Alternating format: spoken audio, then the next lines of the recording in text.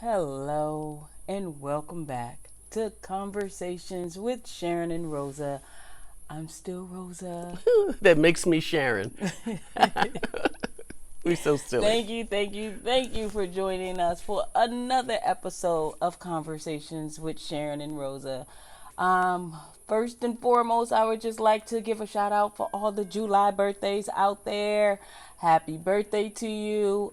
July is a busy month for us. Yeah, very, It's gonna be a busy month for us. very, But very. speaking of birthdays, just giving a shout out to my sister. Her birthday's not to the end of July, but celebrate all month long, girl. Celebrate all month long. So happy birthday, Pam. Um, Other than that, you have any What? announcements before we get into the show? We getting cranked up for Pride, and it's on and popping, and as you can see, the world has already started looking at the Pride parades around the world, and as it's coming home to San Diego, looking forward to the parade. Rosa will be marching in the parade. I will and be running in the 5K. Yeah. I'll be doing both. and I'll be taking photos. Okay. We'll see. Because she be missing them every year. I try. Yeah, and we only have a few seats left, so if you guys are gonna get your ticket to come, please do so. Yes. Oh, What is that? it's just a bumblebee. Excuse. That's not a bumblebee. Hold on. Be still. Yeah, so we only have a few available spots left for the party. So if you want to come, hit us up Yeah, and we're talking Let us about our Sunday brunch will be held on on July 17th. 17th. That Sunday, the But last we're not Sunday. calling it a brunch. No, we're calling it a gathering, Y'all and just come. don't worry. Yeah, food, fun, surprises. Just come on if you're coming on. Absolutely. So, all right, so that's out of the way. Before we get into today's title, we have to do our shout out. Shout outs. First shout out goes to Zen as F. Zen as F. We appreciate you being our subscriber. We appreciate you sharing our videos and just letting folks know about Conversations with Sharyn and Rosa. Second is Studies Nubian. Thank you for your comments and for being a subscriber. And last but not least, I think that's how you pronounce it. Ina N. Yes, we'll go with that. You know who you are. Thank you for being a subscriber to Conversations with Sharyn and Rosa. Supporting us, Yeah, and continue to share our videos and comment and like and, let us know what you think. And to everybody, thank you too for being a subscriber. Yes. All right, I so think we're about ready to roll. yeah, we need to be about ready to roll because we are not going to come to you all long today. It is Hopefully. hot. It's hotter than fish grease out here. But anyway, so today's topic is the relationship is over. Who gets the pets? The pets. The pets. Let's not forget about the pets. Let's not. Quite often we fight over the children, but Yeah. who's getting Fido Yeah. or Absolutely. Meow or whomever? The birds. Yeah.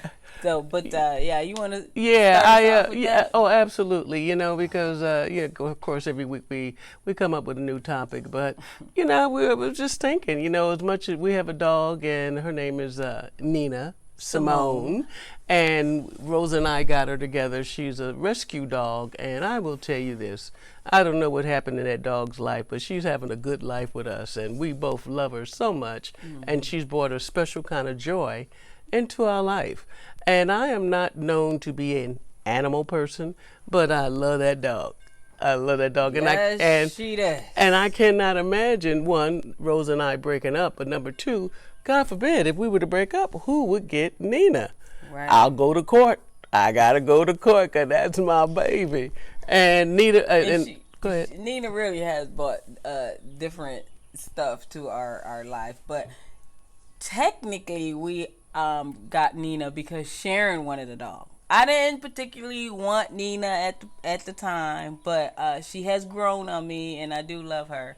And I know when she came, one of the things in the paperwork said that she was a picky eater, and the woman that we were looking at her was like, oh well, I boil her chicken and I do this, that, and the other and bake. And I'm thinking to myself, I ain't cooking for no dog. That ain't happening. Guess what? I'm cooking for the dog. For the dog, So I bake her chicken, and sometimes Sharyn does too. Yeah. We'll give her a baked potato or rice with her chicken, but she always has chicken with different stuff. So but that is one of the things I was just like, I'm not doing. But the other stuff I do. I walk her, I pick up the poop, I massage her, comb her, and there's days when, Rosa come home like, oh, the dog is dirty, which is code for you need to wash her. So I can deal with the dirty dog. I can't deal with a stink dog. Yeah, like if she stink, I can't. No, we're not doing that. And of course, she wants to jump on the bed and on your bed. Yeah, okay. Right. But in any event, we have a dog and we love her very, very much. And there are people who are out there truly animal lovers. Mm-hmm. They got horses, llamas, dogs, bears, cats, and everything. And I can't imagine when two people, together as a couple. What do you do when you have 11 animals? Right. What do you do? That's got to be difficult. It's got to be just as difficult if you have one. Well, you have 11. And both people love them, so it's like, who gets the pet? Yeah. But you could do like, when most people have kids, they have 50-50. Custody. I don't know how. Well, there's a difference between children and animals, I dare say. People treat them like they're their kids. Yeah. So, not really. When you think about it, do you pay if Sharyn and I were to break up and she took Nina, am I to pay dog support? No, we'll make it. You know what I'm saying? So Nina got to go back to the streets. You do what you got to do to survive in this world. Yes. Yeah, but on a serious tip, I've seen it in other couples, how of course the animals have brought you so much joy, and you've been there with them since they were kittens or little puppies and everything, and now the dog is 8 years old and equally a part of each one of your lives. How do you separate that? How do you walk away from that? And I just say it's difficult. It's never easy, but sometimes in some scenarios it gets increasingly difficult. You see it in the lifestyles of the rich and famous, and they got these rare dogs, or Lady Gaga dogs cost like $5,000 each. She got some white little pug dog from the other side. Whatever. I don't care if you get your dog from the pound or some kind of sacred breeding. I don't care. Your dog is your dog, and you love them. Right. But you see people really go through a lot, to keep the dog, or the relationship is over. And this is not advice. This is just think about it. If you don't want to keep the dog, don't do it out of spite of your partner. Absolutely. You know what I mean? Like, I don't want the dog, I just don't want her to have it. That's so mean. Right. That's mean. And things are already hurting. Things are already delicate. And so now you're going to do that last blow, and it's like, and I'm taking the dog. Oh, that's mean. That's mean. Absolutely, and it really is. I've only dealt with an animal situation once. Well, technically twice, but with the same person. Mm-hmm. But I remember when I was in college and I got a kitten. I got a kitten from one of my professors, Dr. Hill, in college, and I was an RA, so I lived in the dorm, but I lived by myself had my own room.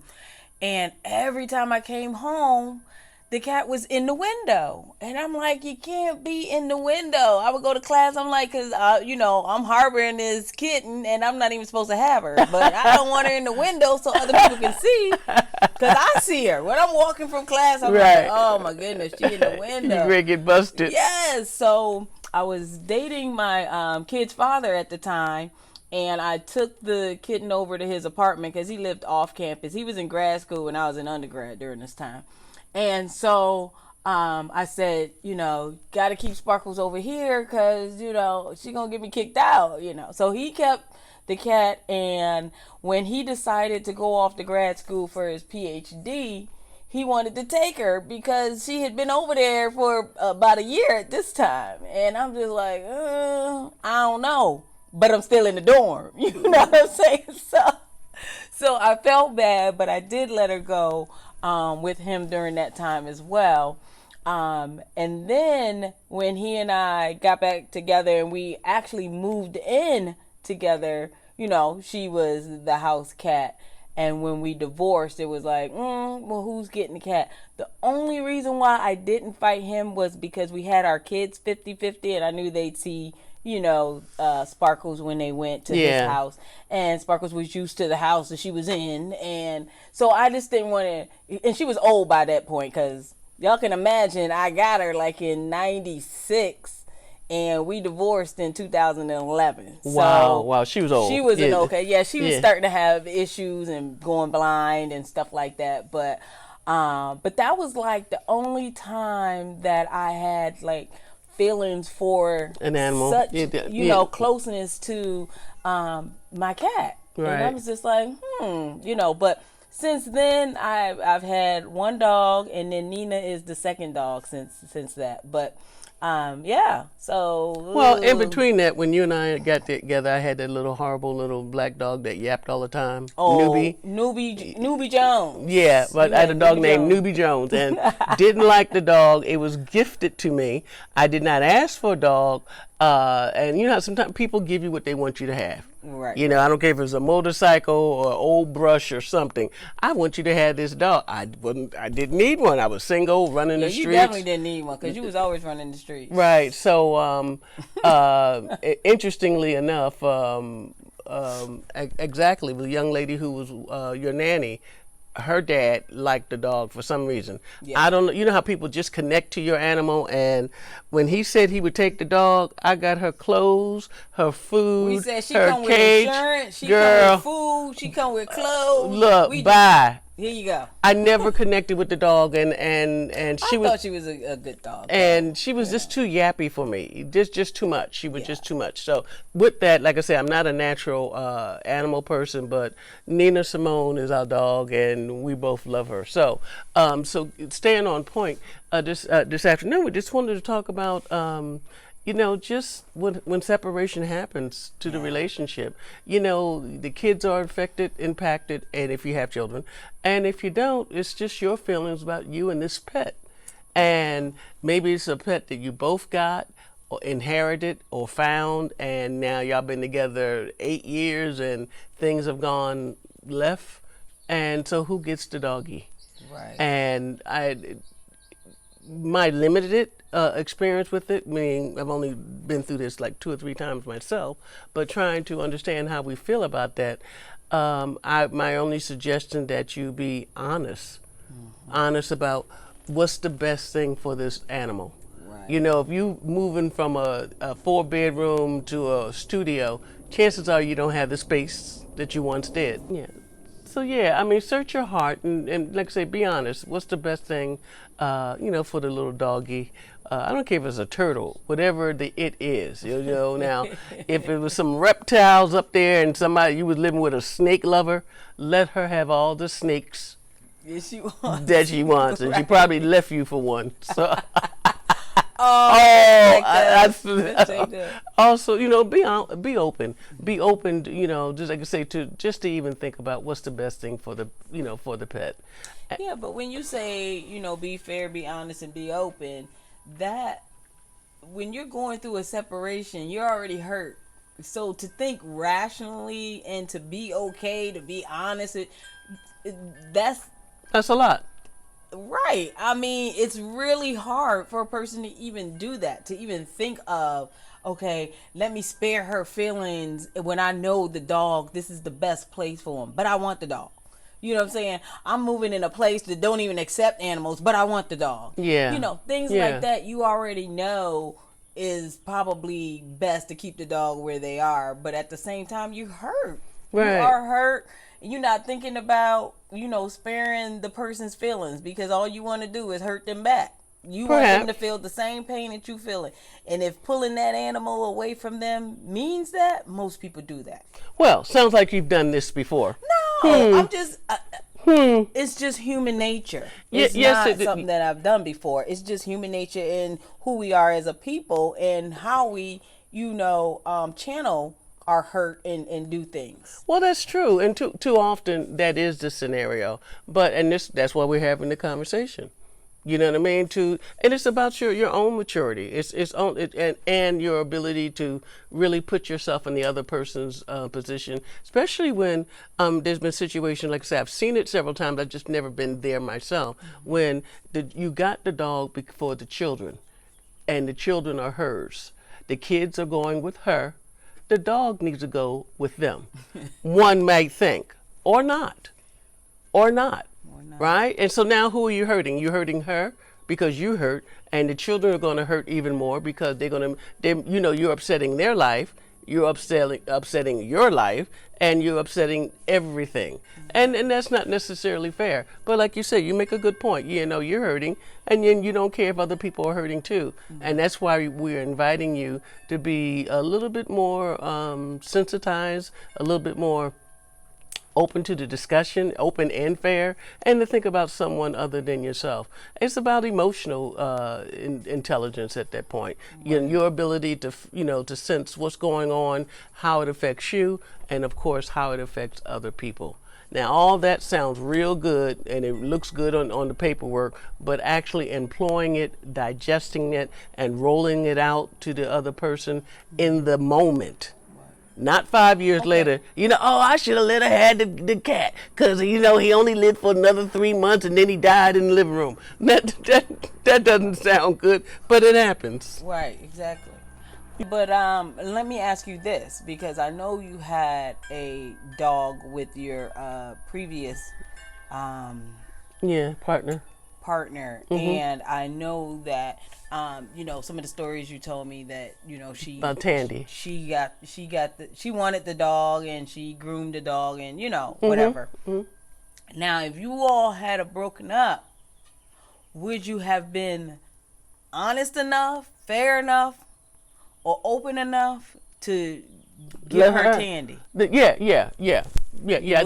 think I would have.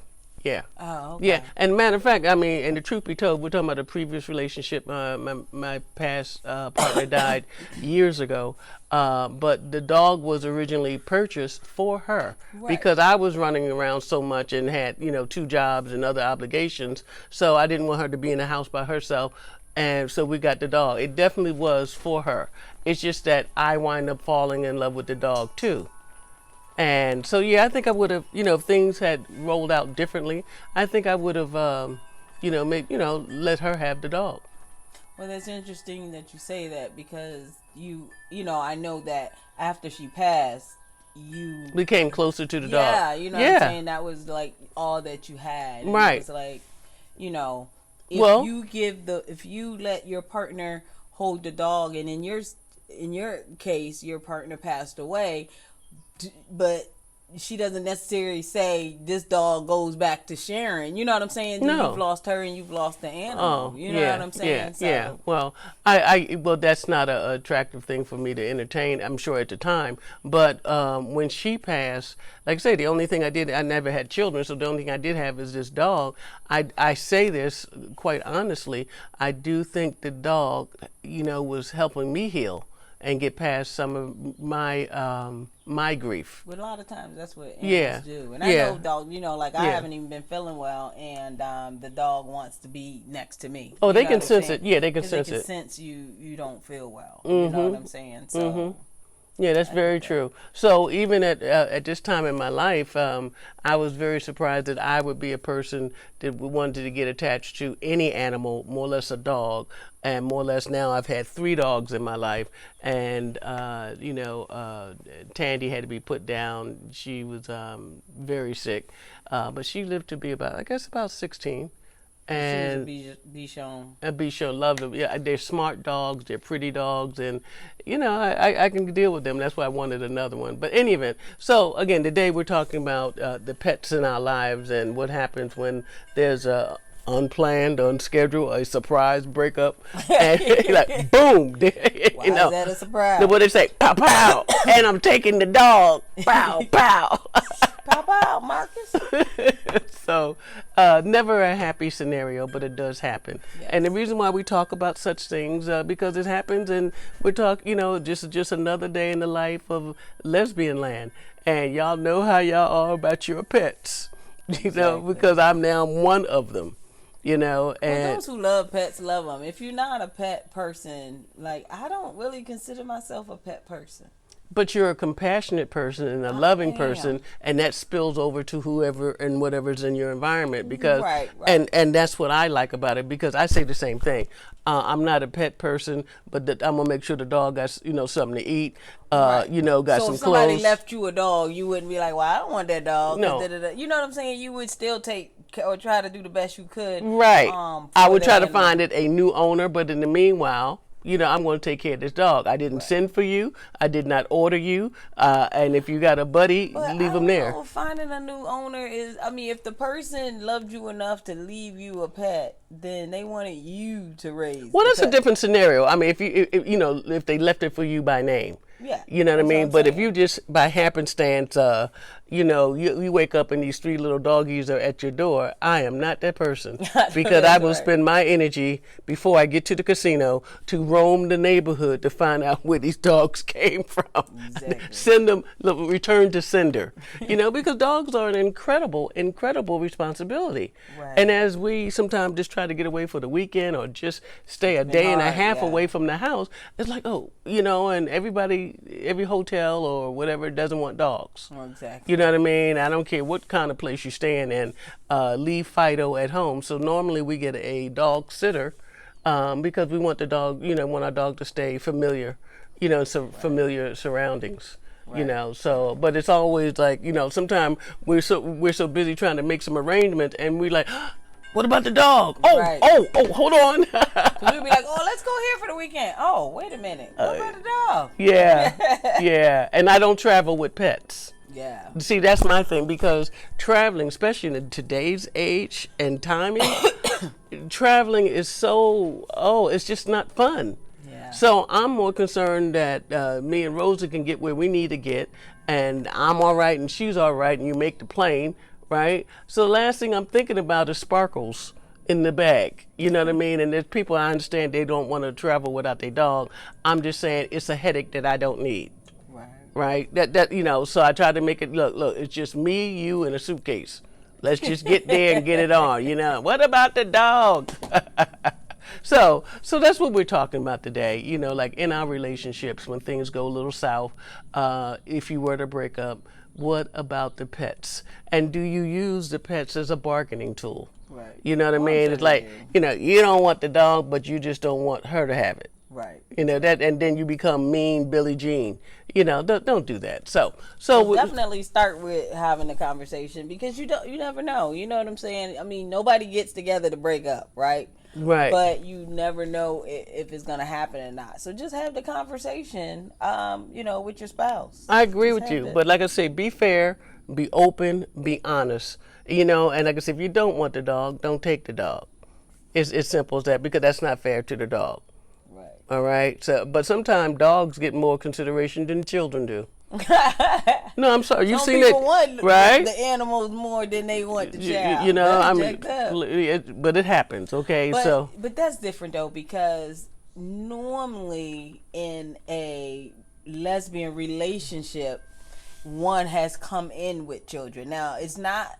It's not always, rare, but right? Yeah, you may have that child when you were with that person, but at the core of it, most of the time one person came in with the children, right? So that's just, it's gonna happen. I'm going with mom. You know what I'm saying? Right.